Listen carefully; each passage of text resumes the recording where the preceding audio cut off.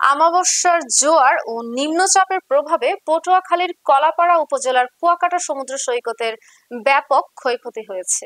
বিস্তারিত থাকছে সৈয়দ মোহাম্মদ রাসেলের প্রতিবেদনে। গতকাল 2 দফা জোয়ারের পানি বৃদ্ধি পেয়ে সমুদ্রের ঢেউয়ের ঝাপটায় এই ক্ষয়ক্ষতি হয়েছে।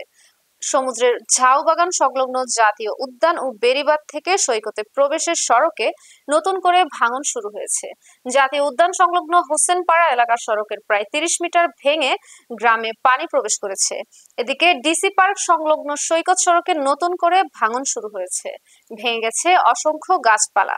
এছাড়া দীর্ঘ 22 কিলোমিটার সৈকতের বিভিন্ন স্থানের অব্যাহত বালুক হয়ে মাটির স্তর বেরিয়ে এসেছে। এদিকে 2 দফা জোয়ারে প্লাবিত হয়েছে উপজেলার বেড়িবাঁধের বাইরের নিম্নাঞ্চল।